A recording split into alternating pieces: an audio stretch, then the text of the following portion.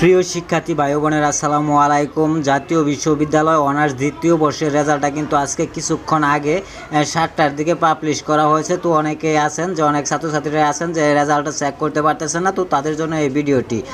তো অনার্স দ্বিতীয় বর্ষের রেজাল্টটি দেখার জন্য আমাদের যে কাজটি করতে হবে, আমরা যে কোনো একটি ব্রাউজার ওপেন করে আমরা গুগলে চলে যাব। তো আমি গুগল ক্রোম ব্রাউজার থেকে আমি গুগল ওপেন করলাম। তো গুগলটি ওপেন করার পর আপনার যে কাজটি করতে হবে, অনার্স দ্বিতীয় বর্ষের রেজাল্ট আজকে কিন্তু পাবলিশ করা হয়েছে, সবাই আপনারা দেখতে পারবেন। তো আমরা গুগলে চলে আসার পর আমরা গুগলের সার্চ বারে সার্চ করব ন্যাশনাল ইউনিভার্সিটি। তো ন্যাশনাল ইউনিভার্সিটি লিখে সার্চ করার পর এই যে প্রথমে এই যে আপনি দেখতে পাচ্ছেন ন্যাশনাল ইউনিভার্সিটির ওয়েবসাইটটা কিন্তু চলে আসছে। তো আমরা কি করব, এখানে একটা ক্লিক করে দিব। তো ন্যাশনাল ইউনিভার্সিটিতে ক্লিক করার পর তো এখানে কিন্তু একটু লোড নেবে। তো আপনার যদি মোবাইল থেকে দেখেন এমন একটা ফিচার শো করবে।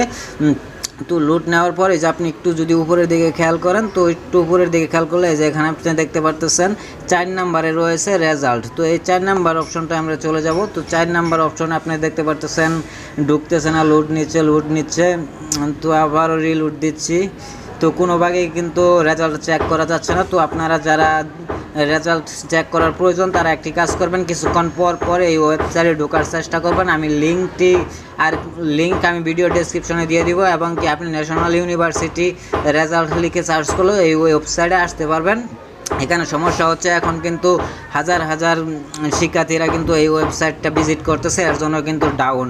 আর আপনারা অনেকেই জানেন সরকারি সাইটগুলো কিন্তু এরকম ডাউনই থাকে, তাদের সাইটগুলো এরকম মাঝে মধ্যেই সমস্যা দেয়। তো আজকে যেহেতু আবার রেজাল্ট দিয়েছে, তো তার জন্য আরও দ্বিগুণ হয়ে গেছে।